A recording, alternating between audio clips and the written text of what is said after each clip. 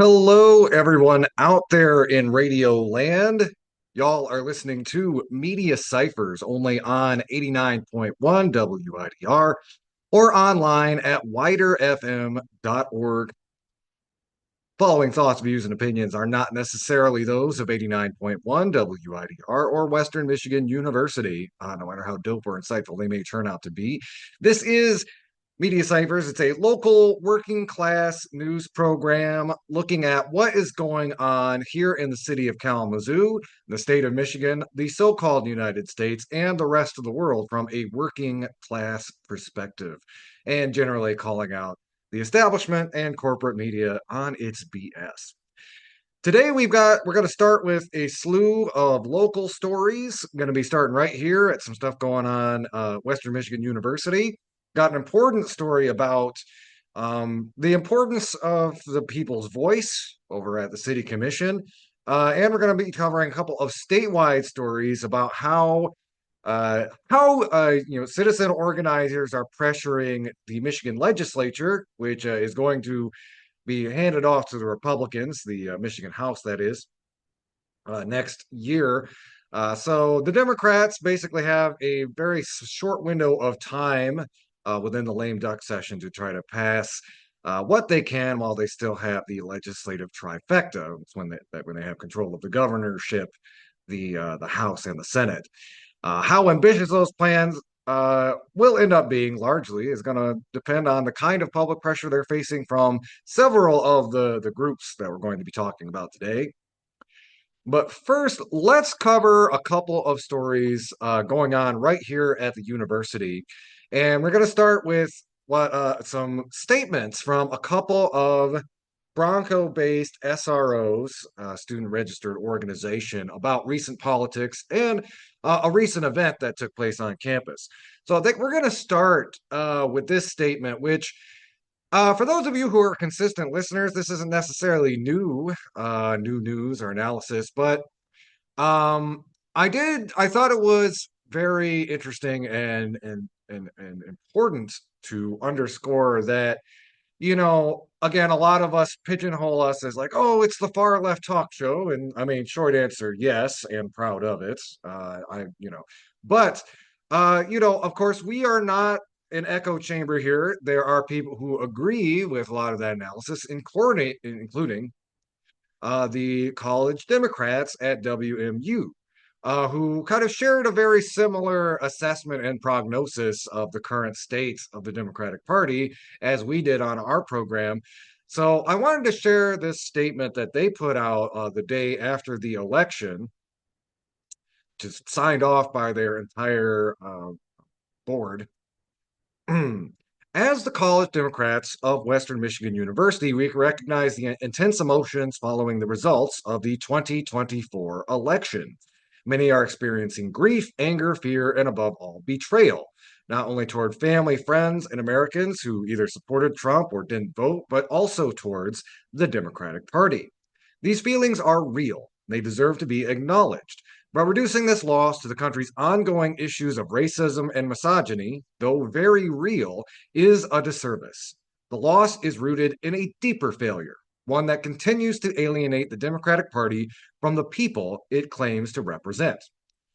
The Harris-Walz ticket failed because, once again, the Democratic Party attempted to garner support from moderates on both sides of the aisle rather than connecting with progressives.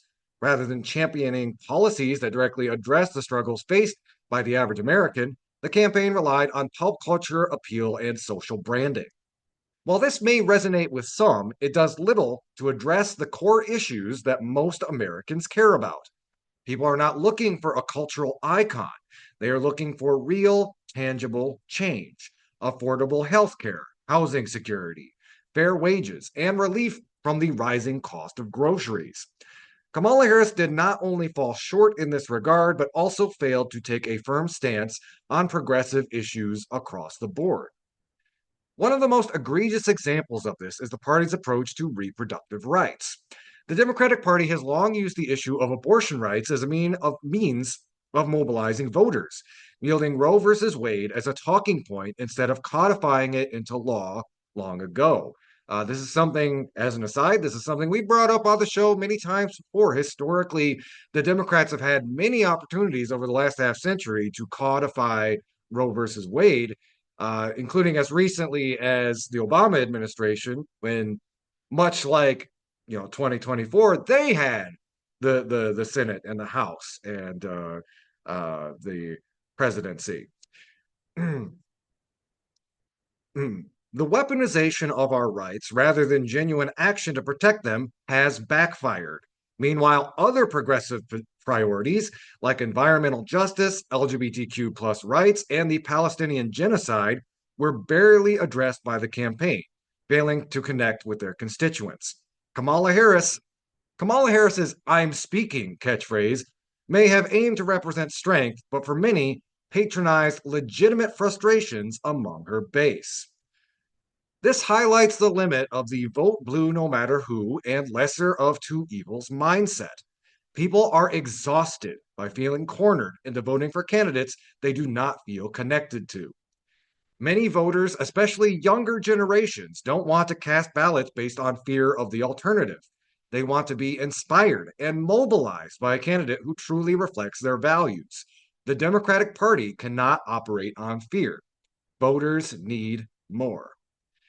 This election loss calls for a humble reflection at every level of the Democratic Party, from national leaders to community organizers. Our chapter of the College Democrats believes that genuine organizing should be a priority, with space for open criticism and diverse perspectives, now and always. Yet within the College Democrats and larger Democrat community, we have been disappointed by responses that have attempted to stifle or dismiss our voices. This lack of inclusivity and openness to honest dialogue leads to internal divisions and disconnect. If the Democratic Party, from the local to the national level, fails to truly build community, engage in meaningful organizing, and listen to progressive voices, it risks alienating a growing number of progressives, diverse, and politically engaged voters. It's time for Democrats to stop taking their base for granted and prioritize the needs and concerns of their constituents. We need a shift from hollow branding to meaningful action that reflects our values of equity, justice, and progress that our party claims to uphold. And that was signed off by the board of the WMU chapter of College Democrats. A couple takeaways. One, the kids are all right. And two, again, if the Democratic Party continues to lean into propping up neoliberalism, weekend at Bernie style, election after election, it's going to be like basically like a paper scarecrow, a paper moon. I'm trying to think of a good metaphor for it, but like they will become a footnote in history as, again, we just continue down this path of further authoritarianism towards this sort of like Christo-fascist dictatorship that is being offered to us by the Republican Party. And I'm really heartened that young people are, again, trying to push this and have that analysis and are coming forth with it to, again, at least call out those in power. I think this recent election has brought up a lot of really important discussion about how the left should interface with the Democratic Party. You remember we had our guest Liano Sharon on a while ago. He was kind of advocating trying to change the party from the inside. I've also heard a lot of people talking about how, like, could this necessarily be the death knell of that particular strategy? Because again, we have seen, party activists try desperately to push the party to the left to save not only their party, but like the country as a whole. As we talked about in our previous analysis or previous episode, if you're looking for a good historical parallel to where we're at, FDR is a good one. And at that moment in history, before World War II, the United States could have really gone either way. Henry Ford was the Elon Musk of his time. He was pushing the United States to side with the Axis. It was only through this upswell of grassroots organizing and labor militancy that we were able to push somebody like FDR to push forward the New Deal. There's an alternate history where they allowed Bernie Sanders to win, where I think something like that could have happened. That future has been foreclosed. I feel like we're now living through that alternate history, the not the very not good one. And the WMU college Democrats really hit the nail on the head. This election, when again running against the codification of this kind of new American casino fascism, all they had to offer was we're not as bad as them. And again, campaigning with ghouls like Liz Cheney, who again everybody loves the Cheney family. I digress, but the end of the day, what Bernie Sanders said 8 years ago, and what even some centrists are starting to come around to, is you can't just rely on lesser evil voting in all of these election cycles. And I think that is demonstrated by this election where they got absolutely wiped out. Now, I think there's something to be said about historical memory in the United States. Again, a lot of people talked about, Donald Trump, the economy, and like I do wonder, like, y'all remember he was president for 4 years. It was not great. It certainly wasn't great again, that's for sure. But a lot needs to be said too of the fact that the only thing the Democratic Party was really offering this election cycle was, do you want Coke or Diet Coke? Like maybe you just want some water, maybe you want some juice, maybe you want something that's actually good for you. That option was not on the table. And for many Americans, at least the plurality of people who went out to vote a couple weeks ago, they said, given a choice, I just want a regular Coke. Don't offer fascism or diet fascism because again, people want to apparently go for the real thing. Anyway, I did want to read from that again, echoing some student voices and saying, again, it's not just the radical Marxist in the radio studio who's coming to these conclusions. So with that, I wanted to pivot slightly to, again, one of the things this letter mentioned was the genocide in Gaza, and there was another recent event on campus that caught the attention of Students for Justice in Palestine. And I'm going to read their press release and kind of their response to it, which basically they found kind of inadequate and again, uh, kind of pumping up or elevating a lot of Zionist viewpoints while marginalizing Palestinian voices. This is from Students for Justice in Palestine. This press release was dropped on November 17th. On November 12th, Western Michigan University hosted a We Talk discussion titled Palestine, Israel, and the Truths in Between, featuring speakers Abdullah Antepli and Irshad Manji. Despite its purported goal of fostering open and balanced dialogue on a complex and sensitive issue, the event became a platform for dangerous rhetoric, Islamophobia, and Zionist propaganda that marginalized and distorted the experiences of Palestinians while reinforcing harmful biases.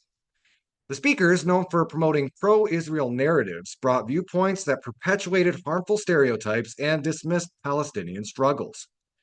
Abdullah Antepli received the ADL's Daniel Pearl Award in 2022. While Irshad Manji, who authored The Trouble with Islam Today, has a history of denying Israel's apartheid status. This directly contradicts evidence from organizations like B'Tselem, Amnesty International, and multiple United Nations reports, which unequivocally identify Israel's policies as apartheid. Moreover, Human Rights Watch's latest report, Hopeless, Starving, and Besieged, outlines the forced displacement of Palestinians in Gaza, underscoring the systemic violence and oppression that Antepli and Manji's perspectives conveniently ignore. WMU's choice to invite speakers with such clear biases, while excluding genuine Palestinian voices, created a space that was neither balanced nor inclusive. Instead, it served to normalize and uphold a narrative that sanitizes systemic violence and injustice against Palestinians. This is a direct affront to those living under occupation and oppression, as well as to those seeking justice and truth.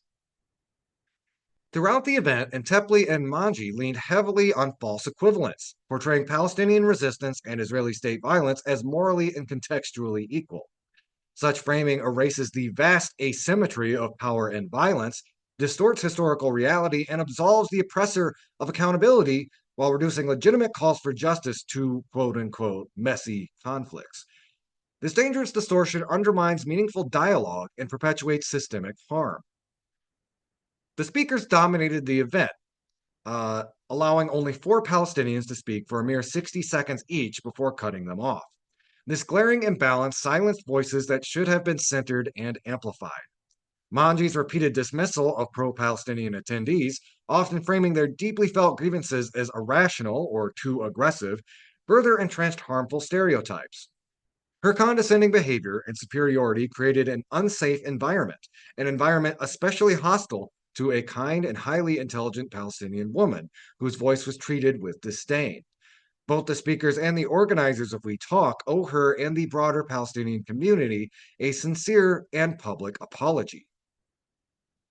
To make matters worse, WMU's administration chose a faculty member who previously spoke against students and faculty demands for justice at the June 27, 2024 Board of Trustees meeting to moderate this event.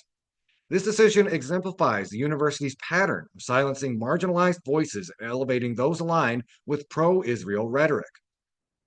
It is important to note that WMU replaced the WMU Divestment Coalition's proposal for a community town hall with this We Talk series, despite being warned about the problematic nature of these speakers. By selecting 2 Muslim speakers known for their pro-Israel perspectives, WMU attempted to create a facade of inclusivity and balance.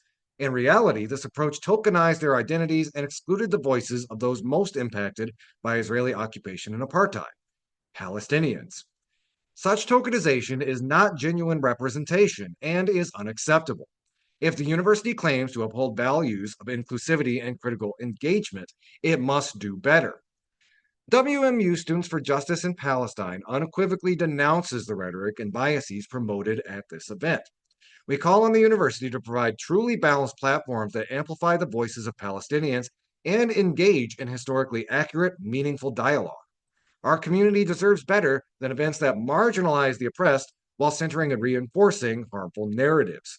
Hosting events that perpetuate Zionist propaganda while excluding Palestinian voices is a betrayal of the values WMU purports to stand for. To the WMU administration, it is time to do better. We demand the opportunity to bring in speakers who represent the lived experiences and struggles of the Palestinian people, who have endured nearly 8 decades of occupation and oppression.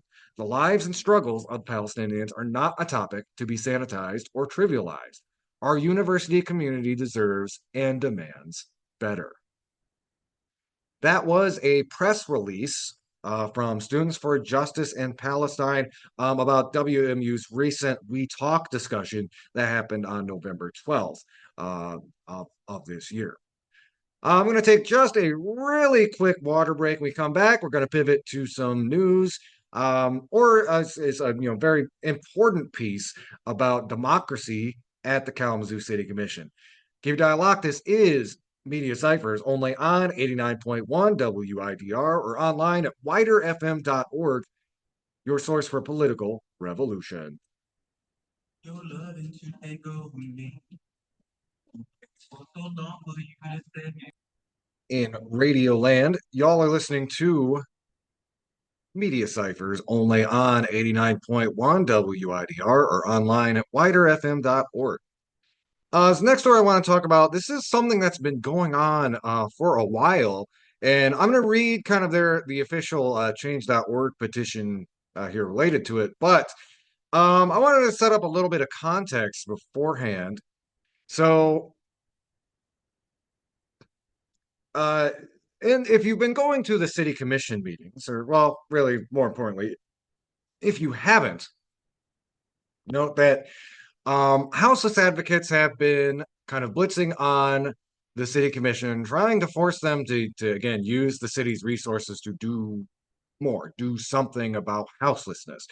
We've been beating the drum about this on our show for basically since we started. Um, again, problem, the problems with housing in Kalamazoo are ridiculous and again, completely artificial. There's something like 11 empty houses for every houseless person in Kalamazoo. A large part of this is due to gentrification. It is due to the fact that for many, many years, the Kalamazoo County Land Bank was kind of run by a profiteer, Mary Balkema. And we still have kind of that real estate ethos in Kalamazoo, which is to say, housing, even abandoned houses, are largely sat on and kept derelict, whereas they could be used for the habitation of people. Now, you'll hear the city commission talk often about how there's just not enough housing stock, not enough housing stock. There's empty houses everywhere. The real problem is those houses are owned by people who either want to rent seek, charge rent, or sit on those houses for future development. There is no housing shortage in Kalamazoo. There's an excess of capitalism. That's kind of the problem there.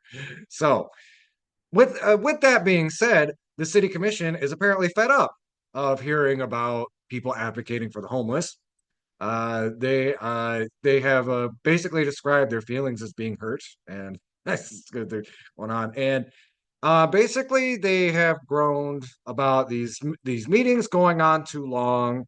They have talked about they recently, a couple months ago, got rid of the ability of citizens to call in during city commission meetings. This is a policy change that the city made during COVID-19 that was active for about 3.5 years. They recently got rid of it, ostensibly because, oh, the meetings were going on too long. Now, if you're like me, I think this is having the ability to call into city commission meetings by phone is critical. It makes the meetings more accessible, especially for those who are disabled and cannot otherwise physically come to the meetings. So the city commission of Kalamazoo, which largely tries to push itself as a very progressive city commission, is actively trying to inhibit the ability of citizens to speak out. And now, look, I'm sorry, I don't have much sympathy for that. Now, I do know how difficult and how time consuming a public position like that is. I empathize with that. But this is what you signed up for. This is what you ran on. I ran for city commission a couple of years ago myself. And you have to be mentally prepared. These meetings can go until midnight, 1, 2 in the morning. That is a good thing. That means people are active, they care about the issues, and they care about their community. To try to inhibit that because you're getting tired, well, it is the peak of, kind of pathetic for one thing, but it is also an infringement on the ability of Kalamazoo residents to interface democratically with their city administration. So, with all that being said, let me tell you about this recent petition. This is on change.org. Demand that the city commission reinstate call-in public comments and policy 10.1. I'm going to kind of go into that in just a second. Every citizen of Kalamazoo has an interest in protecting our ability as community members to access and participate in our local government. At the end of the City Hall meeting on Tuesday, November 12th, the Commission removed Policy 10.1, which is citizens' ability to move items from the consent agenda to the regular agenda. They referenced the fact that a group of citizens, Black, Indigenous, and trans advocates, have been removing several items at the last few meetings and not speaking about the item. This in no way prolonged the meeting, but according to Jim Ritzema, it was quote unquote not fair. City staff had to stay longer at the city meeting. This is in contradiction to Mayor David Anderson's statement, where he called the same citizens abusive for speaking multiple times about the housing crisis and the quantity of the new supposed affordable housing and its impact on the housing crisis. Commissioner Pradell blatantly blamed community advocates as the reason for stripping the community of the right to pull items out of the consent agenda. This just confirms what citizens have been vocal about, that the City Commission does not care about unhoused citizens, and that they will work to dissuade and use community advocates as a scapegoat to act against democracy. If the community accepts the removal of citizens' rights and abilities to be involved in the democratic process, the mayor and commission will continue to shut people out of the democratic process, specifically people who are advocating for homeless, impoverished, and low income community members. The commission has already shut people out by removing citizens' ability to call in to make a public comment. The commission must return citizens' ability to move agenda items to the regular agenda for a vote, and return citizens' ability to call in to make a public comment. Public comment is not currently accessible to the public, as not everyone has the time or ability to attend the City Hall meeting in person, especially disabled, poor, and working poor citizens. Call in comments are necessary to include every citizen who wants to comment and participate, not just those who are able to attend in person. These options are part of the democratic process for accountability and community perspectives and concerns which go unheard otherwise. For example, on November 12th, the City of Kalamazoo approved 2 pilot resolutions for the Legacy senior housing project owned by Zion Place, which is a total of 70 affordable units, which will be available exclusively to senior citizens of low or moderate income, with an average of all units servicing 60% AMI. In reality, only 10 units will be for low-income residents at 40% or below AMI, with a remaining 60 units for moderate to middle income, 60 to 80% AMI. These projects do not make an impact on the housing crisis, especially for 40% and below. They offer the least amount of low-income accessible units, yet they use the term low income as a catchphrase. The city continues to boast about so many affordable housing projects, yet collectively they do not make an impact on the housing crisis because they are always less than the bare minimum of units and do not keep up with the demand for attainable housing. This deficit, among with the rent being too darn high, is constantly pushing the Alice community, especially seniors, disabled, and people below 40%, into homelessness faster than these projects can be built. And again, you can find that petition at change.org. Demand the City Commission reinstate calling public comments and policy 10.1. We will link to that in our show notes. We're going to take a quick little break. When we come back, we're going to pivot to some statewide stories. Keep a dial locked. This is Media Cyphers, only on 89.1 WIDR or online at widerfm.org. You can also find us online. You got the Media Cyphers Kalamazoo podcast. You can find that on most podcasting apps, as well as on Facebook and YouTube. Keep a dial locked. This is Media Cyphers, your source for political revolution. Hello, everybody out there in Radio Land. We are back. This is Media Cyphers, only on 89.1 WIDR or online at widerfm.org. So, I wanted to pivot now to a couple stories about what is going on in the state legislature. So, we're going to be talking about a couple of stories here about what some local grassroots organizers are trying to push during the lame duck session, while the Democrats still have control of all 3 branches in Lansing. At the end of this year, the House is going to be ceded to the Michigan Republicans. So, as me and many other Democrat, not Democrat, I'm not a Democrat, as me and many other leftist organizers have kind of been talking about this last week, when Gretchen Whitmer got the trifecta 2 years ago, the most charitable thing to say is they were overly cautious. They did pass a few pieces of charter legislation, but they could have gone much, much further. There was a lot left on the table. They were extremely moderate with this unique opportunity they had not had in 40 years. And there has been way too much left on the table that now a lot of grassroots organizations across the street are trying to force the Democrats to push while they still have the power to pass it.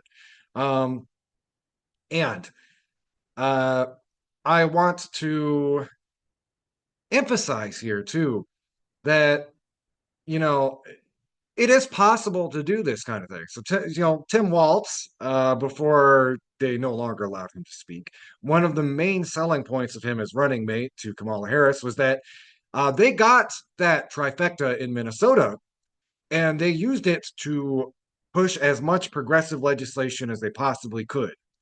In comparison, what the Michigan Democratic Party has done the last couple of years is incredibly timid in comparison. And I don't know if they perhaps thought they'd have more time. Perhaps they did, but now they've literally got just a couple weeks before Christmas to pass any sort of ambitious legislation. And there are a number of different issues and organizations across the state that are trying to force the Democrats as the chant win. I'm going to talk a little bit about this later. I was at the um, Michigan is rent is too damn high rally in Lansing last week. We do have some audio from it. It didn't record too well, so I'm not going to be playing too much. But um, we have some. One of the things they said, or one of the chants they said, it really sticks with me is no excuses, no excuses. Show the people you're not useless. And in that spirit, there are people trying to push the Democratic Party to pass some of these important reforms before the power in the House is ceded to the Republicans next year. Going to start with a couple of stories from Bridge, Michigan. This one is about cash bail and criminal justice reform. It's written by Lauren Givens and published on November 15th. Michigan lawmakers are contemplating big changes to how courts handle bail during pre-trial proceedings and a possible second look at prisoners' existing sentences. The Democratic proposals are among several major criminal justice reforms pending in the Michigan legislature. But with just weeks left in the session, it's unclear whether they'll reach Governor Gretchen Whitmer's desk. Lawmakers this week heard testimony on bills aimed at reducing local courts' reliance on cash bail for low-level, nonviolent crimes and setting statewide standards for the process, a change long sought by reform advocates. Officials also heard from proponents of second look legislation, who rallied at the Capitol Tuesday in support of plans that give prisoners with lengthy sentences the option to petition for a reduction in their sentence after a certain period of time. These bills have largely languished so far in Lansing, though Democrats backing these and other criminal justice initiatives see a possible path to get them to Whitmer during the lame duck session, after which point Republicans will retake majority control of the state House. Representative Kara Hope, a Holt Democrat and chair of the House Criminal Justice Committee, told Bridge, Michigan that she's hoping to see at least one major criminal justice reform get signed into law before the end of the year. Any one of them could be humongous to moving the state's criminal justice system forward, Hope said, but she acknowledged time is running short. I'm optimistic, but I'm not delusional, she said. Critics of the latest efforts to change Michigan's criminal justice system are concerned that proposals aren't tailored to local community needs. Okay, that's more of like the kind of conservative response. But let me dive in a little bit more into what this bail reform and second chance legislation would mean. The State House Criminal Justice Committee is considering a package that, if enacted, would require judges to take a defendant's ability to pay into account when setting cash bail requirements, only doing so in cases where a person is charged with a serious crime and poses significant risk. Supporters of the effort argue the changes would result in a fairer criminal justice system that doesn't punish people for being poor, pointing to successes with the city of Detroit's recent pretrial bail reforms acquired under a lawsuit settlement with the ACLU of Michigan. We no longer have people not knowing who's going to care for their children, who's going to make sure that their elderly patients are taken care of, because they're sitting in the Wayne County Jail, said William McConaughey, chief judge of the 36th District Court and a former state lawmaker.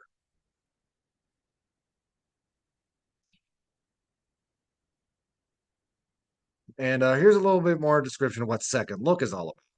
Other legislation pending in the State House and Senate would allow most prisoners to petition for a reduction in their overall sentence after serving part of their sentence if they are no longer deemed a risk to society. Chuck Warpahosky, program director at the Michigan Collaborative to End Mass Incarceration, said allowing a second look for low-risk prisoners with lengthy sentences could help ease the pressure on the state's overburdened correction system while rewarding prisoners who have proven rehabilitation. Warpahosky said he believes there's a path to reform in lame duck, noting that advocates are open to changes. After negotiations with lawmakers concerned that the initial proposal of 10 years before prisoners could begin petitioning was too short a time, proponents of the bills agreed to a 20-year waiting period. The next piece, they're talking about wrongful imprisonment.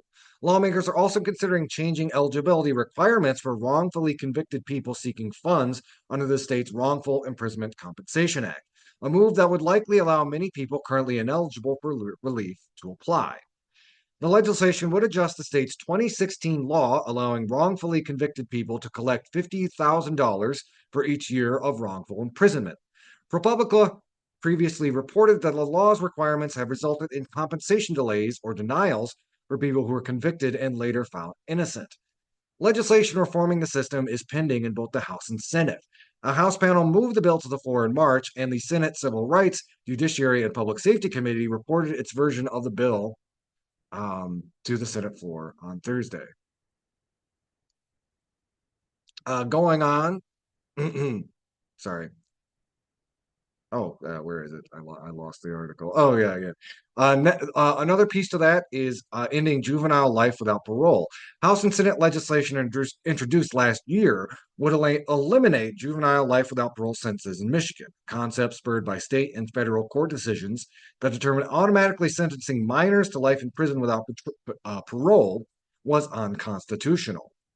The bills remain pending in committee in both House and Senate and would eliminate life without parole sentences for youth under 19, capping the maximum sentence at 60 years for serious offenses. Some bills in the package include Republican co-sponsors. As proposed, the legislation would allow for parole review after 10 years in cases where the youth's age and maturity level, family home environment, circumstances of the offense, and possible peer pressure factor into the crime. Michigan law needs to recognize that juvenile offenders deserve a chance at rehabilitation, said Senator Jeff Irwin from Ann Arbor. We shouldn't turn our backs on juvenile offenders and throw away the key. And several Democratic lawmakers have also backed legislation allowing eligible inmates to knock off up to 20% of their minimum prison sentences by completing educational or vocational programs, though previous efforts to move the bill forward stalled amid legal questions. The plan would effectively reverse a 1978 ballot initiative that ended Michigan's previous credit system for good behavior for most inmates and required inmates to complete their minimum sentence before being eligible for parole consideration. Because it would change a voter-approved law, the plan would require approval from 3/4 of the state legislature and is likely to be a hard sell in the closely divided House and Senate. Anyway, you want to read that for yourself? That is Dems I Cash Bail, Second Look Criminal Justice Reforms in Michigan, lame duck. The next piece I wanted to talk about here, we're looking at so I wanted to mention again the Rent is Too Damn High rally that I went to last week. So, as I said, I tried to record some of the speeches from it, but again, the audio quality was pretty bad. So, I think what I'm going to do instead, I'm going to kind of summarize what I was part of the We the People Michigan board, not board, We the People Michigan group going up to the Capitol last week to make some of these demands. And there's a pretty good article from Michigan Advance that I think summarizes it pretty well. So their headline is Housing Advocates March to Michigan Capitol, demand lawmakers show the people you're not useless. This is written by Kyle Davidson, published on November 14th. After more than 100 organizations submitted a letter to Michigan's elected leaders calling for the passage of the Fair Chance Housing Act, housing advocates from across the state gathered in Lansing to continue their push to reform the state laws around landlords and tenants. Advocates met downtown at the Central United Methodist Church last Wednesday to discuss various bills supporting tenants and ensuring access to housing before taking steps to pressure lawmakers for their passage and calling for their passage at the state capitol. If you don't want to understand what homelessness has to do with any of these bills, you really don't understand the issue. Because if you do not have a roof over your head, you lose your ability to a livelihood. You cannot work, you cannot pay your bills, you cannot feed your body, you can't do anything if you do not have a roof over your head. It has a direct impact on homelessness and housing insecurity, said Rosie White, a housing advocate from Detroit. Alongside the Fair Chance Act, sorry, Alongside the Fair Chance Access to Housing Act, that's House Bill 4878, which would generally prohibit a landlord from taking an individual's criminal record into account when evaluating a prospective tenant's application, advocates discussed efforts to eliminate housing discrimination based on source of income, allow for eviction record expungement, guarantee tenants the right to organize, guaranteeing tenants rights to legal counsel, the right to repair your apartment and deduct the cost from rent, and banning junk fees and multiple other policies. And I'm just going to read off real quick. These are the bills that the Rent is Too Damn High coalition is pushing for. Senate bills 40, 62, and 63, and Senate bills 205, 207. These bills would bar landlords and people engaging in real estate transactions from discriminating against a person due to their source of income and allow individuals facing this kind of discrimination to seek damages. Senate Bill 801. This bill allows for an individual to have their eviction record expunged. Senate Bills 900 through 903. These bills ensure tenants have the right to organize and form a tenants union, alongside the right to make repairs to their apartment and deduct the cost from rent. And of course, everybody has a right to be involved in a tenants union, but that bill would basically strengthen protections for renters. House Bill 4878 generally prohibits a landlord from taking an individual's criminal record into account when evaluating a prospective tenant's application. House Bills 5157, 5163, and Senate Bills 586, 486, 492. These bills make a number of changes to the state's laws on mobile home parks, including establishing licensing requirements, limiting rent increases, and tightening water and safety regulations. Senate Bill 661 creates limitations on the fees charged to tenants. House Bills 5237 and 5238 ensures income eligible tenants have a right to a court appointed attorney in tenant landlord cases. House Bill 5605 allows for the reuse of certain screening reports when applying for a rental and creating additional requirements for landlords in reviewing rental applications. And House Bill 5756 prohibits steep rent increase and denying lease renewal to tenants with good standing.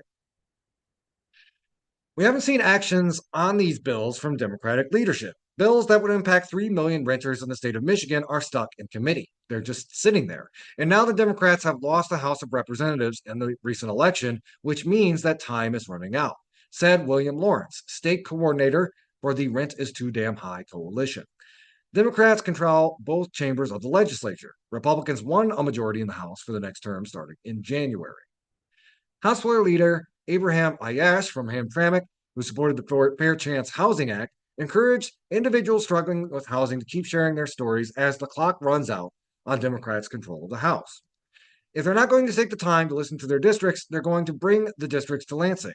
And you're going to share these stories with these politicians in Lansing. Because if they are too busy to have coffee hours, or too busy to take your phone calls, or too busy to answer email, you're going to make sure they have time to see and tell you that to your face, Ayash said. Ayash did not run for re-election this year. In addition to breaking down the bills, many speakers shared their experiences struggling with housing. Jessica Henry, the senior programs manager of Nation Outside, a group advocating for the formerly incarcerated individuals, shared her continued difficulty in finding housing after being incarcerated for 9 of her 42 years of life. Despite completing her master's degree in December, Henry said she still lives in student housing. It was a rough go trying to get on campus there, but they accepted me because they knew who I was. They knew the changes I was making in my life. I'd already been a student there for a year. But guess what? When I'm not a student, I don't have anywhere to live. I have to go back through the process of filling out applications and paying $50 each time, going ahead and coming and knowing I'm going to get denied even though I have a great credit score. There's so many people out there who are trying to change their lives, but keep continuing to get held back by our system, Henry said.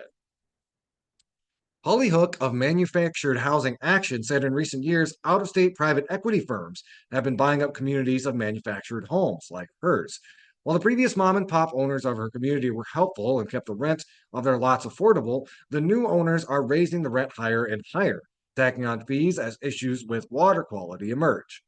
I've seen very scary water coming out of people's taps. I've seen the rainbow from brown to yellow to gray. It's terrifying. Worst of all, this is happening to veterans. It's happening to senior citizens who are on fixed incomes. It's happening to hardworking families, Hook said. I know people who are going to be homeless at the next rent increase. I know a guy who turns on his tap, the water comes out brown, and he's paying more and more rent to a corporate manager, Hook said. Following speeches from advocates and a working lunch, attendees marched to the Capitol, gathering on multiple floors of the rotunda.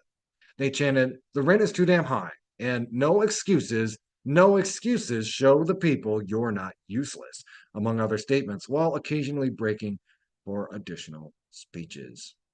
That was written by Kyle Davidson. You can find that article on the Michigan Advance, published on November 14th. Housing advocates march to Michigan Capitol, demand lawmakers show the people you're not useless. Also, there is a petition going on. We will link to that on the show in the show notes. If you would like to write to our legislators about our legislators, I should say, about that issue, we will link to that. Easy way to do that in the show notes through We the People Michigan. There's one last bill I want to talk to that Democrats have a chance to pass in the lame duck, and it's essentially about again, preventing censorship in our libraries. I have a little bit of media critique about how this article was written, but I want to get to the facts first here. This was written by Ron French. It was published on November 18th. Democratic bills aim to rein in library book challenges in Michigan.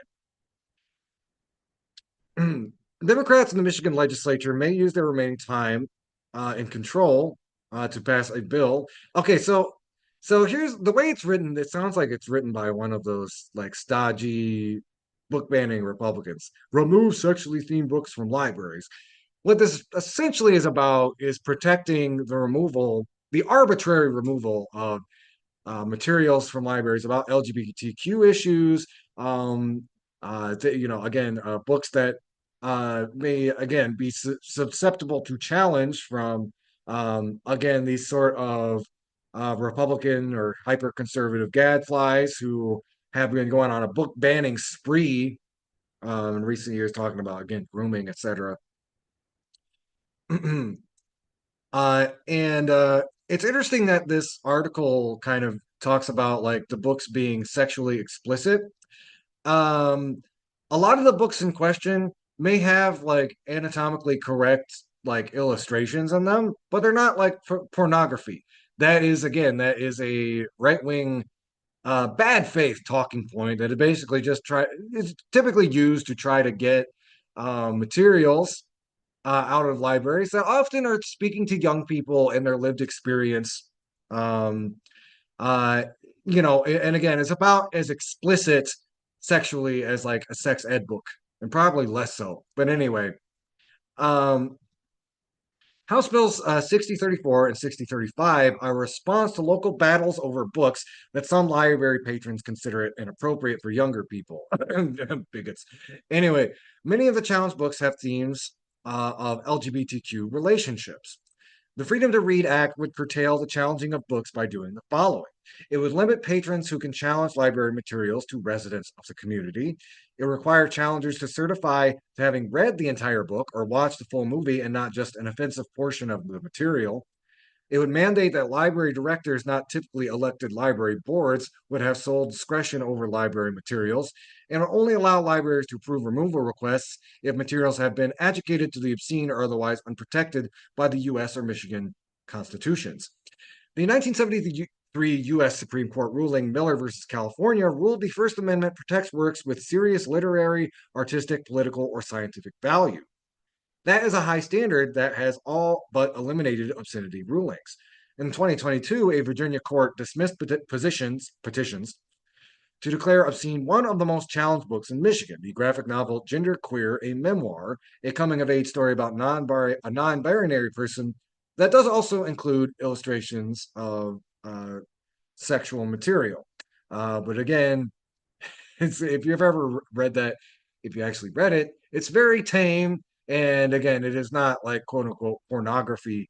It's again, it's a fig leaf that a lot of these far right anti-queer bigots use to try to get these books banned. That again are can be again an incredible resource and really important for queer youth to be exposed to, because again, it shows you are not alone. There is a broader community. There is a broader shared experience with this. Again, so, nobody's going around policing cis people's coming of age memoirs. But yeah, when it comes to the queer community, yeah, sure, why not? And again, this whole fig leaf about it being quote unquote pornography, um, which it is not.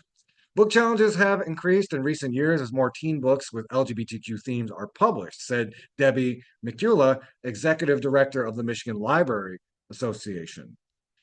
There's different content out there, and I think that's because authors didn't have something to look up when they were growing up to help them feel comfortable talking about their personal experiences, she said. Though some people in our society may consider the books unconventional or unacceptable, the bills protect citizens' right to receive information without censorship. And again, if you want to read that article for yourself, and again, some of the media critique I was doing there, that is written by Ron French. It's published November 18th. Democratic bill aims to rein in library book challenges in Michigan. So again, that was a brief overview of some of the things that Democrats in Lansing have the ability to do while they are still in office before January. We'll link to all of those articles in the show notes. And if you want to get involved in any of these issues, we will also kind of link to ways to get involved.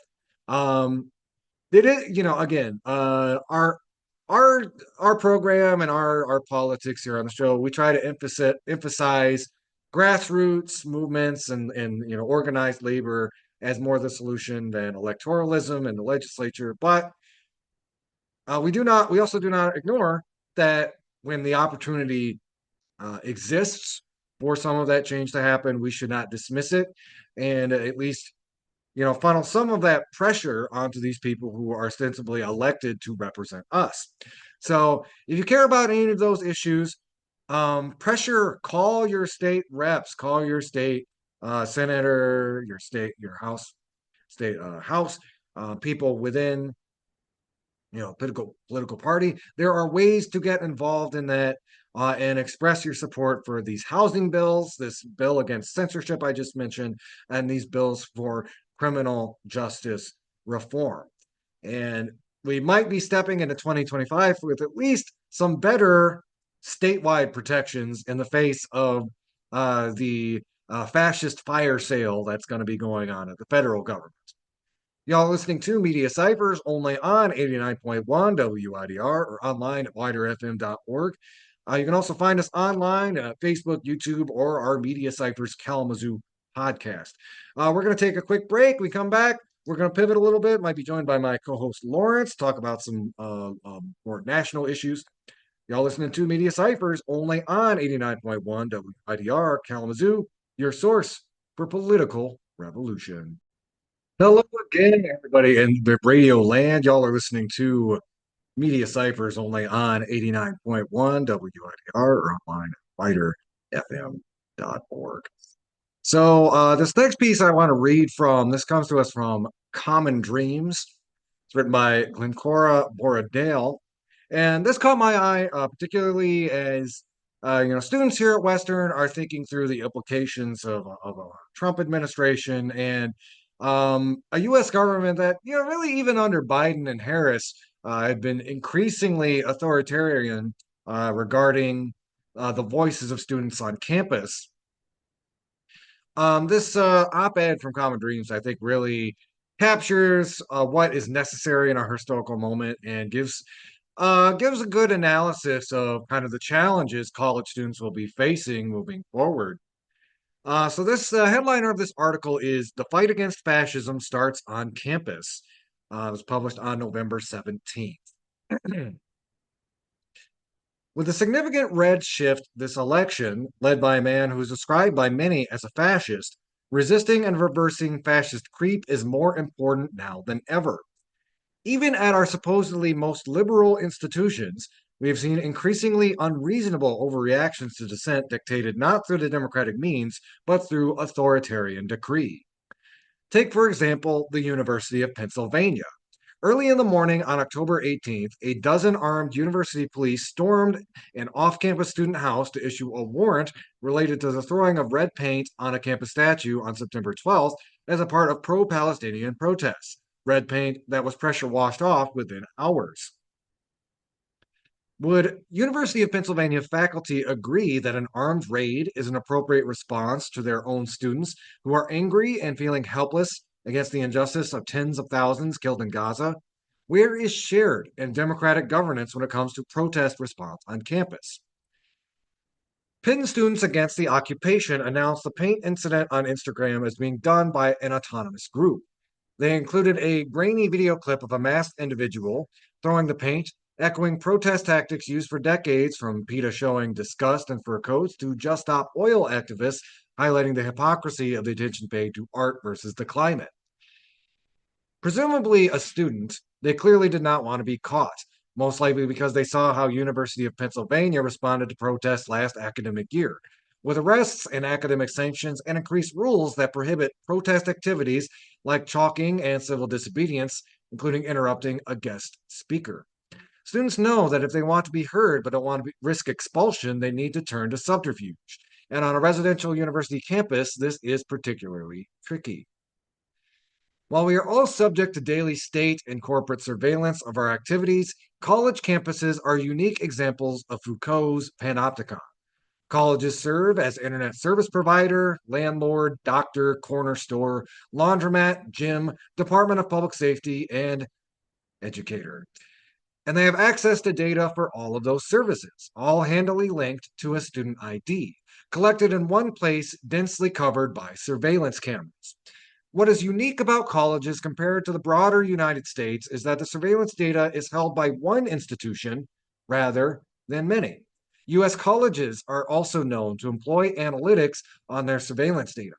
Automated license plate reading, social media monitoring, face recognition, device tracking.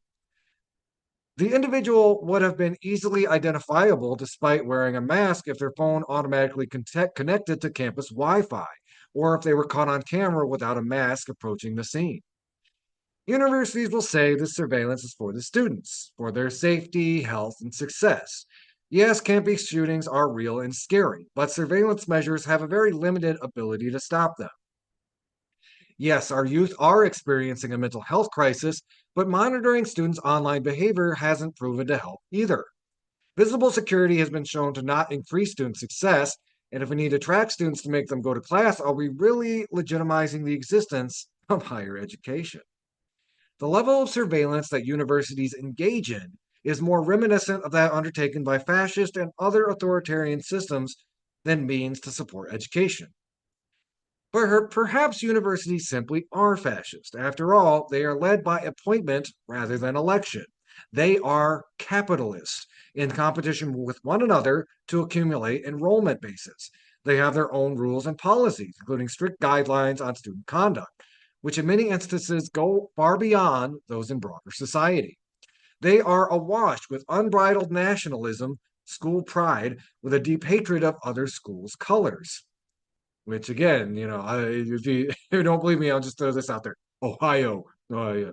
It's like, yeah, it's such a big Michigan joke. But anyway, sadly, they resorted to police intimidation and violence against student protesters of university policies, or allowed truly violent opponents to do this on their behalf. When last spring, universities set up mobile surveillance units, either rented from private companies or on loan from the Department of Homeland Security. Yeah, that was an actual thing. By the way. Excuse me.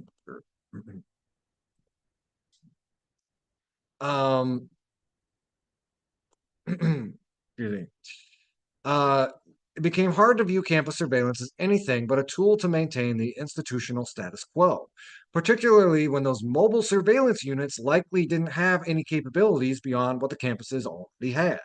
They only serve to remind students and faculty that the university is watching, and it is watching because it doesn't approve. This all makes universities sound like the fascist institutions that Vice President-elect J.D. Vance wants and that Florida Governor Ron DeSantis is building, rather than bastions of academic freedom and liberalism run by shared governance. And again, you can kind of see this even in our own backyard. I know, WMU is viewed as a more progressive liberal school, but look at the way they have ignored the voices of the WMU divestment coalition, or the way they were trying to quash the recent um, efforts of the teachers union here on campus. Again, which only succeeded because of the mass solidarity between instructors and students. Again, the university was very much against it. Anyway, from private schools like Brown and the University of Pennsylvania to publics like UCLA and UC Davis, universities grossly overreach in their responses to students protesting injustice. For faculty and students to have a stake in campus response to protest, they need to start with a say in campus surveillance. There's no academic freedom or freedom of expression without privacy. FERPA, the federal law that governs student privacy, really only keeps student information from leaving the ivory tower. Universities need privacy policies that govern how information is shared and used within campus. Colleges are ahead of the curve when it comes to surveillance creep, and the ivory panopticon will only get worse as surveillance technologies get more advanced. For free expression, students and faculty need to feel safe in expressing their ideas that push the boundaries of their institution, and they won't feel safe to do that with complete surveillance of their activities, which means the subjects of surveillance need to have a say in the surveillance. Students and faculty ought to demand answers as to why their institutions collect the data that they do. They ought to demand evidence that their data policies holistically support student safety, health, and success. They ought to demand clarity as to whether their institution is being run as a Vance approved or a DeSantis built campus or a place for academic freedom and legitimate higher education. But then, will they be able to make these demands without being expelled, fired? That was from Glencora Boradale. She is a computer science professor and an op-ed project Public Voices Fellow with Oregon State University. And you can find that article on Common Dreams. The fight against fascism starts on campus. We're going to take another quick little break. We come back. We're going to be covering some more national news. I'm not sure if I'm going to be joined by my co-host or not, but in any case, we've got a lot more to talk about on the program here. Y'all are listening to Media Cyphers only on 89.1 WIDR or online at widerfm.org, your source for political revolution.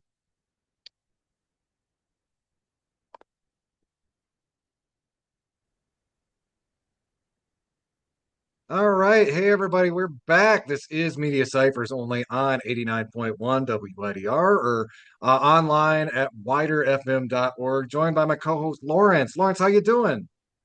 Man, I'm all right, man. Sorry that I couldn't get on earlier. I was in a meeting with a bunch of community partners in Kalamazoo Public Safety. Uh, it was pretty interesting, pretty productive. There's some other conversations that will need to be had because there was some framing that I did not agree with, but Oh, yeah. All there right. was some things that was said during this meeting by community partners and by police that I'm just like, all right, you know what? We're gonna have to address this. I'm gonna have to address this another time. Yeah. Well, Yeah, I appreciate you doing the good work out there, Lawrence.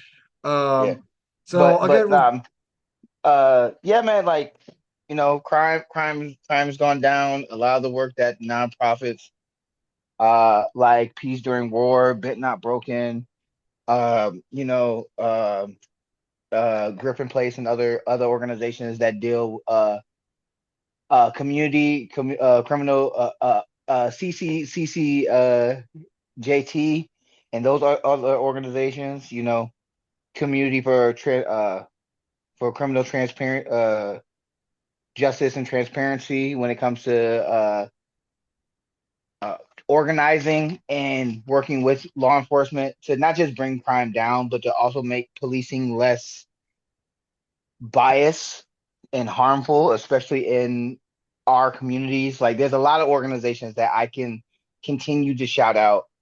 Um, CalSafe and others, Alpac and others when it comes to dealing with community complaints, how they communicate and deal with the police deal with public safety and public safety responding to the needs of the community. Like there's a lot of work that's being done. And I just want to shout out to the people on the ground doing that work. They are out here doing the Lord's work.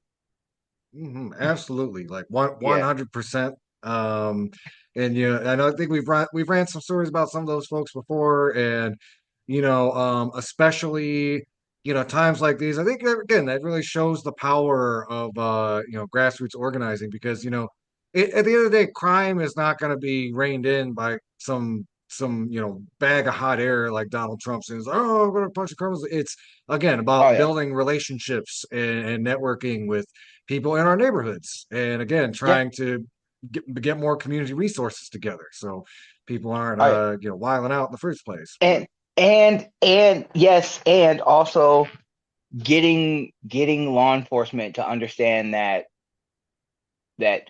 you're not lording over us. We have to work together. And sometimes the practices that y'all are doing are being regressive and hurting. And mhm. that they are not just accepting to that, but they understand that monetarily and ethically, you know, and they are willing to change. And I have to and I have to give a shout out, even though, like I said, we hold power accountable. I do also by holding power accountable, you have to give credit to where credit's due. I want to give credit to some of the chiefs in the different departments here in KZoo. Sometimes they listen, sometimes they don't. But like in today's meeting, they did. Right? There was a lot of very uncomfortable questions that was being asked. Right? So I will. So you give credit to where credit's due. But when some BS is being called out, or some BS needs to be called out, look at my wrist. I got time today. You know what I'm saying? Mhm. It will happen. You know what I'm saying? But I want it to be clear and be fair. You know what I'm saying? Oh yeah, But yeah. that's not what I want to talk about today. Uh, I haven't been on here since our election day coverage, right? Oh no, no, wait. I mean, we did have well, I guess technically, yeah, because last week was our big election post-mortem episode. Yeah. So the dust has settled just a little bit, and we're starting to get some ideas of like, okay, what basket of deplorables is getting into the cabinet and stuff like that. Oh my Um, God. so I mean, yeah. So let's go to these cabinet picks. First things first. Rest in peace to everybody who's gonna get polio and measles oh because God. Uh, because R, because RFK is on the case, and we wish that he wasn't. Jesus oh yeah. Christ, man. Yeah, that's the big one I was going to bring up. And again, I know like there's some other like standout. We've got like again like a fossil fuel magnate who's been charged with the EPA, and Matt Gaetz, Attorney General. But this one is Oh no, no. The, probably the Matt Gates one is bad. We oh we will yeah, talk about absolutely. we will talk about Matt Gates. But yeah, as somebody who I work in healthcare, and I definitely see this as like this is RFK's appointment, if it goes through, really has the potential to affect every single person, not only in the United States, but also like worldwide. Because the recommendations of the CDC are used in something like 50 or 60 countries. So you're either going to see a lot of countries following the musings of like RFK, who's about as educated on health as your YouTube addicted uncle who's been watching like anti-vax videos, or it's going to cause a big de-alignment where these countries have to kind of disentangle themselves from the United States's advice. And so here's some of the most alarming stuff. And probably the scariest thing about RFK, like I have seen people on my timeline, it's like, oh, he makes some good points about certain things. Like let me understand. He's right about some things in the wrong way. Oh no, Um, no. His housing policy that he had, I agreed with. You know what I'm saying? When it came to him talking about money in politics and how it's corrupted our system, I agree with. Him saying that we shouldn't have fluoride in our water because of reasons, or that we shouldn't trust vaccines uh because of reasons, right? Because it mhm. causes autism and all this other stuff that has been scientifically Oh, debunked yeah. is terrifying. Shout out to Mehdi Hassan. He did a whole deep dive on Zateo about RFK and how he got multiple people killed because of how his impact. I think I forgot. I think it was Samoa. I think it was American Samoa or something like that. It was in some island country, and they got the measles. A large portion of the population got measles because they were listening to this anti-vaxxer, and people died. People died. So shout out to Sateo. Shout out to John Oliver. I also know that he did a thing on RFK. So did the young TYT and the Young Turks and things of that nature. The thing that makes me the most fearful of him is that when it comes to, like how you were talking about, the level of damage that he's already done before he got into the position of power, and the damage he will do when he gets into position of power. Because just like the 4 years with Trump before, he doesn't have to go through the Senate to wield the power of that branch. He can just be appointed as Yep. acting head of Health and Human Services, and he will still be able to wield the power, even though he was not confirmed by the Senate. Hmm. And that's the thing that's scary.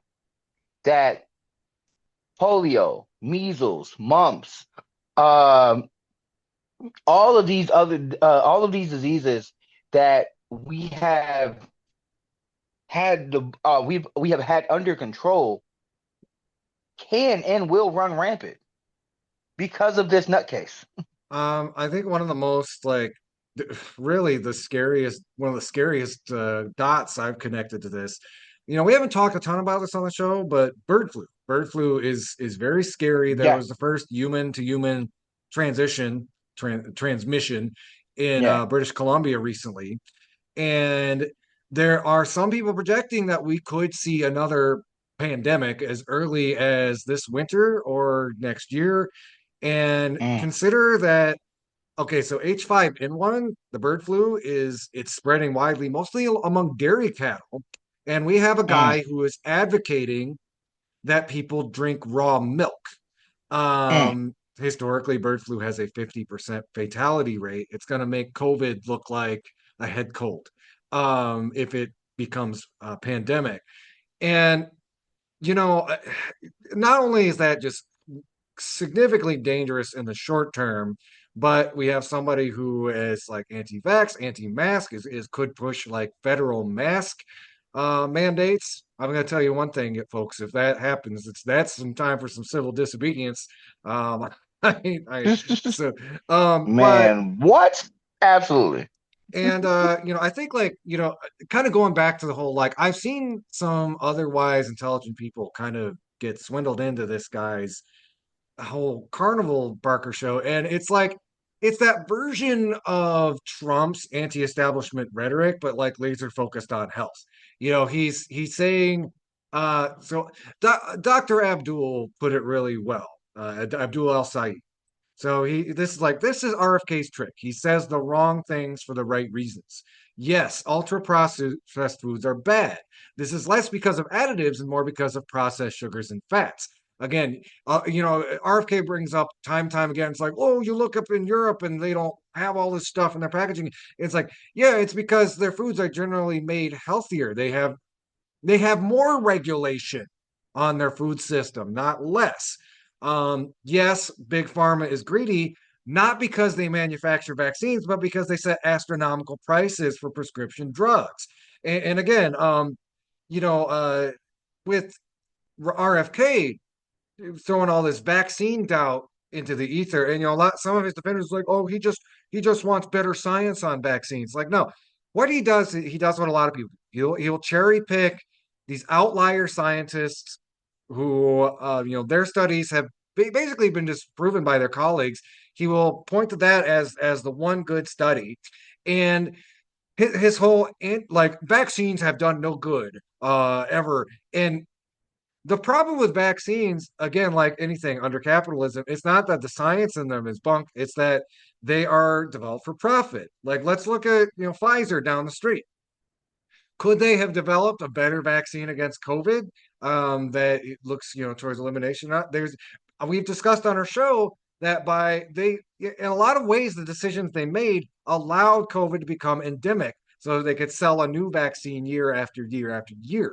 That is the piece that should be criticized rather than RFK throwing this misinformation to the ether about how vaccines are inherently dangerous, which is absolutely untrue. I also just want to say briefly, as somebody who, I have autism. My brother is an autism advocate. Um, some of his statements on that are just the most fossilized garbage I've seen in a really long time. So, oh, back when I was growing up, people didn't have autism. It's because it wasn't properly diagnosed, you chucklehead. it's, and again, we're talking about like he wants to like he has these ideas about sending people on antidepressants to wellness camps. Again, just a lot of this kind of like woo-woo holistic health stuff with just kind of mixed in with this kind of fascist authoritarian approach. And It's anti-science, man. It's just anti-science. Like mhm, like there's a reason why you staff organizations like Health and Human Services with doctors.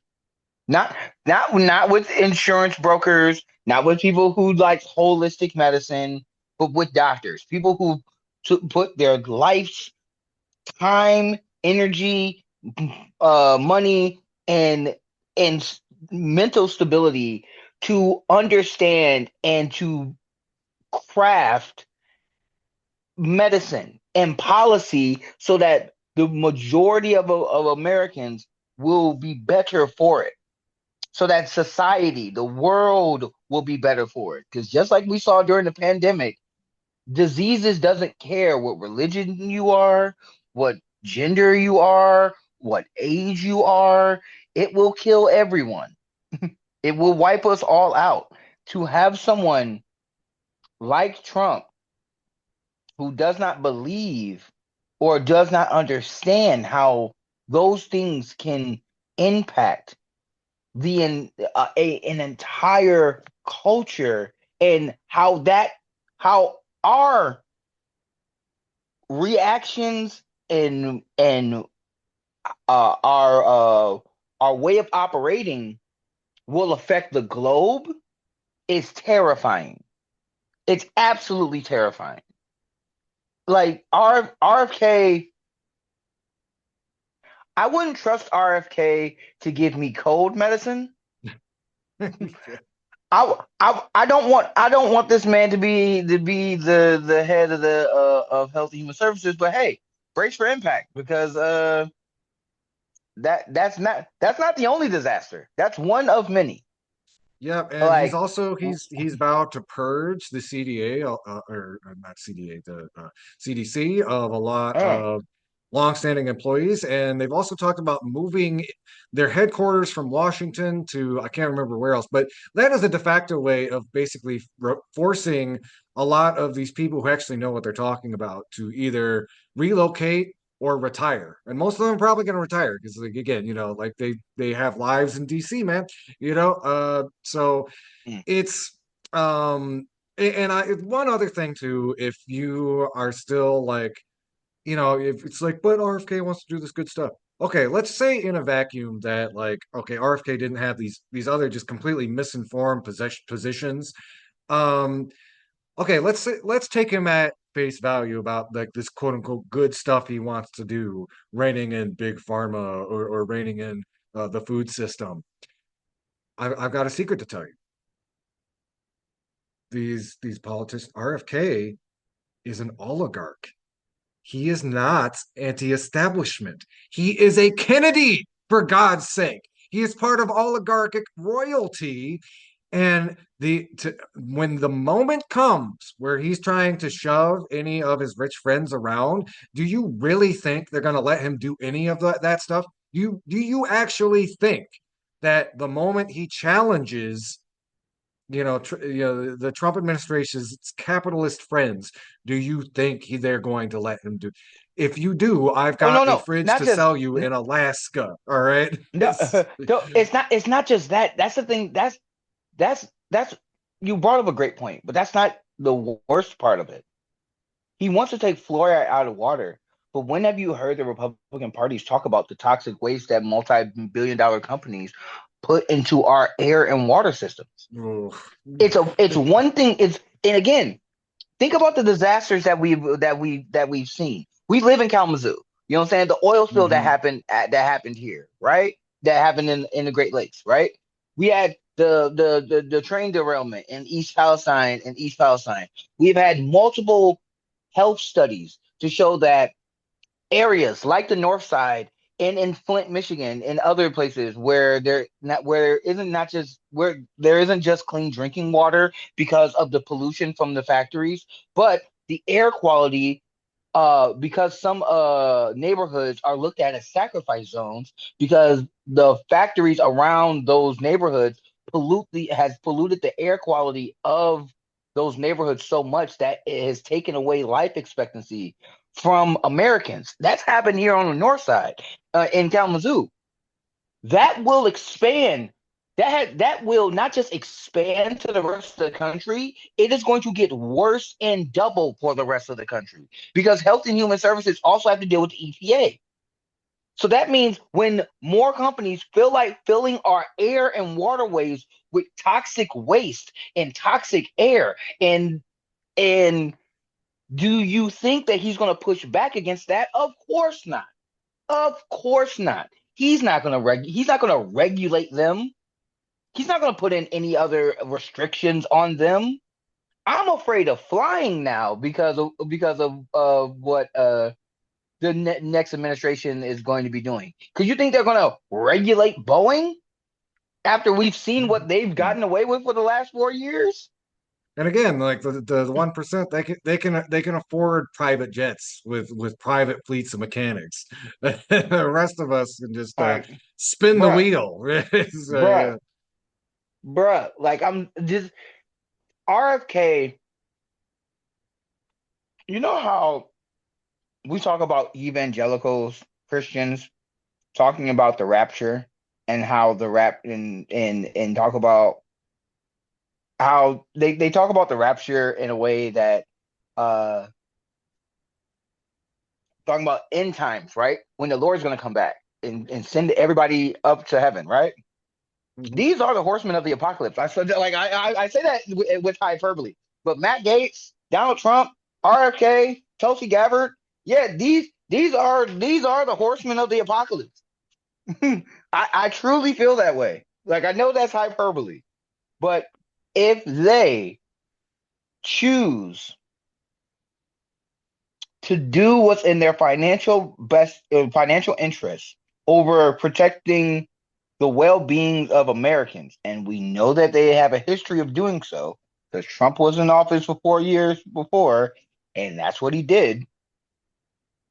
I feel like it will get worse for the rest of us in the next 4 years, and I feel like that's not hyperbole. Mhm.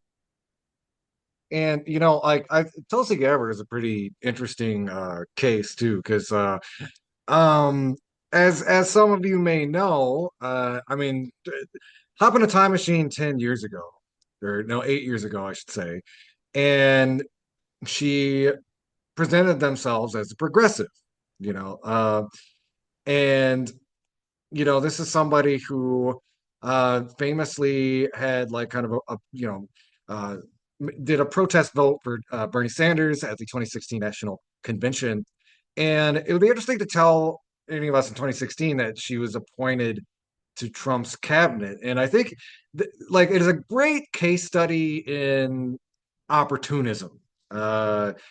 This is somebody who posited themselves as an anti-imperialist, anti-war progressive.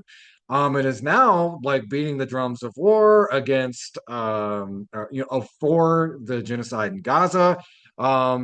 Is basically providing like this kind of paper thin anti-establishment cover to Trump's anti-war credentials, while again pushing for the our current um, engagements to be even more savage. Especially in situations where we are going after Islamic radicals, who she's kind of been increasingly shown her butt and her racism towards as she has continued to become more and more opportunistic.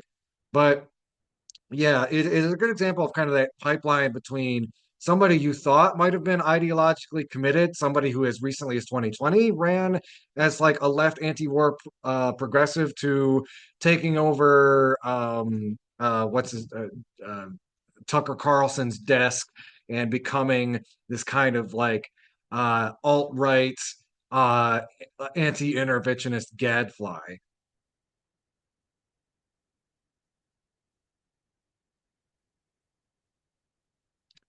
Hold on. You caught me while I was eating. Hold on one second. Oh, no problem. I'm Uh, sorry. oh no. Yeah. So because But I'm on my lunch, I'm on my lunch break, ladies and gentlemen, I mean, and I can expound on that a little no, bit no, more. go It's ahead, go just, ahead, go ahead. No, I got it, I got it. yeah, beware of the sheep in wolf's Chelsea, clothing, and particularly, I think there was a lot of red flags about Tulsi Gabbard for a long time. And shout out to Anna, shout out to Mike, R.I.P. R.I.P. to Michael Brook, one of the greatest of all time, and shout out mm, to Anna Kasparian. They did multiple stories about how this woman who's supposed to be anti-war was one very much pro-war and very anti-Semitic and Islamophobic, and they clocked that years ago. They clocked that years ago. Shout out Anna Kasparian from the Young Turks had did a whole deep dive on Tulsi, and that she's not who she says she is, and yeah, Tulsi made the entire pivot from I'm a Bernie supporter who cares about progressive policies to to to being a MAGA loyalist. It is disgusting. mm, It is absolutely disgusting. But I hope the next 4 years is worth it. Uh, when you meet your maker, you're gonna have to explain how you allowed these maniacs that you surrounded yourself with to hurt people you swore that you were going to protect. Um, I don't know how you sleep well at night. I don't know how Tulsi sleeps well at night, but she's not even the craziest one, craziest person that is supposed to be a part of his cabinet. Can we talk about Matt Gaetz? Matt oh, Gaetz absolutely. will Yeah, be yeah. Matt Gaetz will be over. He will be the eternal attorney general, right? That's what Yes. he was getting picked for. It is worth mentioning some of these may or may not get approved. And I mean, RFK is scary because he could just get approved internally. But um, Yeah, but a here's the part of thing. it Here's the is, thing. yeah. Matt Gaetz allegedly paid for sex with a minor. Allegedly. And the Mm. reason why I'm saying allegedly is that the court documents that's supposed to be coming out are under investigation in the House of Representatives, and they were supposed to come out and be public a long time ago. Did not.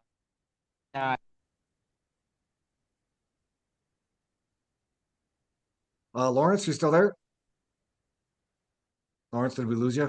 Was it? Hello? Hello. Hello? Okay, we hear you again. Sorry, I don't know what that was. Okay, okay. Now I got a phone call. Um, Oh, okay. yeah, the ethics committee basically said, they basically said that they haven't released the information yet, but everybody on the House of Representatives said Doc, he showed us videos. He showed us pictures of these underage girls that he was having sex with. They had a whole Venmo account that was joking about it. They saw the transactions that said like for college fund or whatever or something. It like it said something sleazy like that, like paying for tuition or something. It he was not. He was paying for that Uchi Wally Uchi Bang Bang for minors allegedly, Yeah, and yeah. he's going to be in a position where if he needs to be investigated, he could be like, "Nah, I'm good. Nah, we ain't investigating that. Let that slide." Yeah. It is we. It's not that the fox is in the hen house. The wolves and foxes are running the farm. Yeah, yeah. they're not they're not just in the hen house. They're running the farm. They're running the farmers markets. They're running the banks. Yeah. They're running the pharmacies. Yeah. They are running the town. Okay? Mhm. It's a Like yeah, it it's is whole company town basically. So yeah, uh, like all the people who should be investigated for unspeakable tragedy, for horrible acts against society, all of those troglodytes will be in his cabinet. And I also have to give a special shout out to Ted Cruz. I have to give a special shout out to Ted. I haven't heard much about Ted. Wait, what? Has he been in? Did he get in the news again? So Is that? so so so so Marco Rubio and Ted Cruz are both in the news recently because they were also being considered as cabinet members or consultants for Trump's I know Marco is supposed to be um in his cabinet, and I know Ted is also supposed to be either a consultant or also in his cabinet. And the thing that I want to say is, especially Ted Cruz, that man talked about your wife. That human being who you have raised money for, that you have licked the boots of, talked about your wife. He talked about your dad. He said your Yeah. dad assassinated a president. He said your wife was ugly. And you not only did you raise money for him, you are working for him. I mean, that's As a basically as a been the choice that most like the Republican Party has been faced in the last like this last couple of years is like either retire with some whatever principles you got left or sit in the cuck chair. That's that's as a man, yeah. as a man, like I'm not married. You're married. I'm not. Mhm. As a man, if another man has talked about my dead father, if another man talked about my dead father and he talked about my wife, there's not a chance in hell that I would raise money and or work for this man.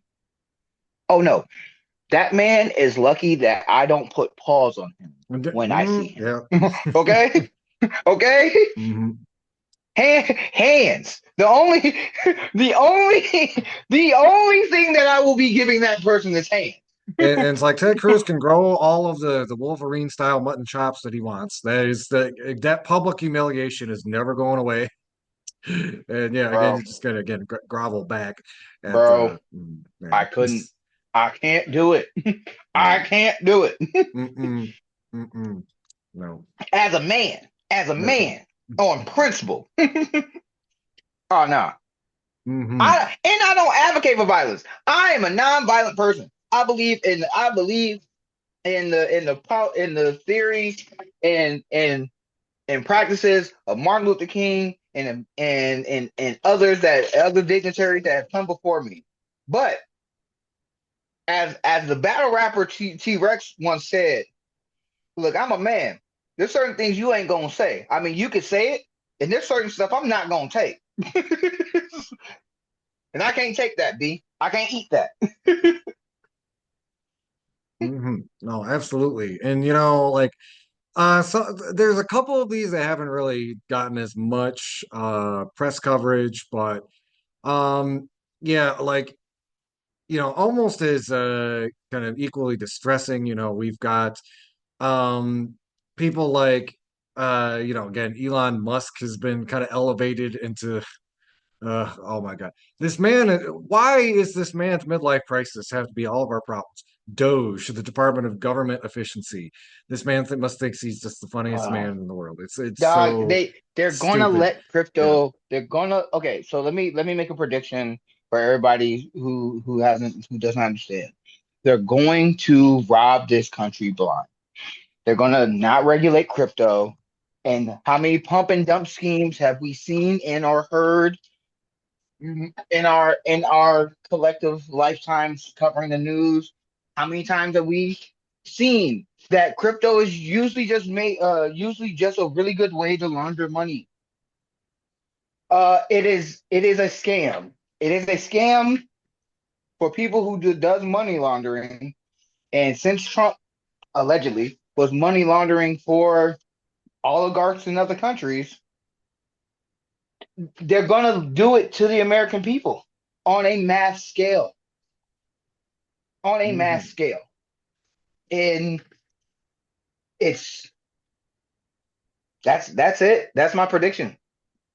Watch your pockets, folks, Oh because they're yeah. coming Oh, for them. and I think like people need to understand too, like um one this era that we're going into, it's you know there is definitely a big fascist quality to it, but it's not going to look necessarily exactly like Nazi Germany. It's going to look like trying to turn the entire country into a company town.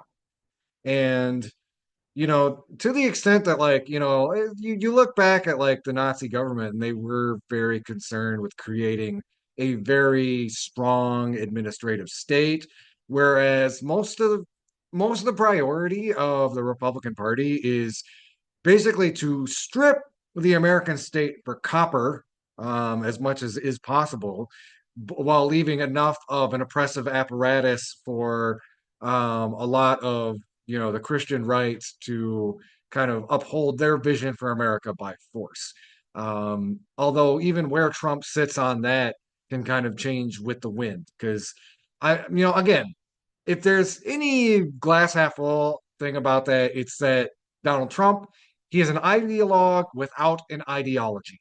His only real incentive is to the enrichment of himself and to again be liked or approved of, be popular and stuff. So um yeah, the sort of fire sale that was going on in the last administration is going to be kicked up several notches during this one, and they are going to try to beef up the security apparatus to quash the righteous dissent to the dismantling of the very meager administrative and welfare state that we do have.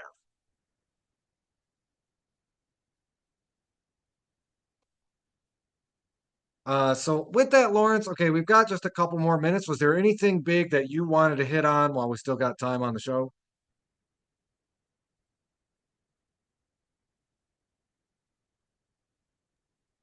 Hold on. All right, Yep. I'm driving right now. I'm headed back to work. What was one of the things I wanted to touch on? Uh, I saw something that I didn't think I would ever see in my life. Um, we it's one thing to see Bill Maher and other hacks blame wokeism for Kamala's defeat. You know, I saw that. It was so woke of her to campaign with Liz Cheney. I just Yeah, say, you know what I'm God, saying? Like, yeah, she talked about trans people so much. She so much. she was so left wing on Gaza, right? Um, but James Carville, I don't like James Carville. I think that he's been a bane on the Democratic Party. He did one good thing that was when he was running Bill Clinton's administration, not administration, campaign, and basically saying it's the economy stupid and keeping it on the economy, and that messaging He was, I think it was on CNN or MSNBC, and he basically said that Bernie and his philosophy was right. It is the same people, and he's not the only one. There's a couple others.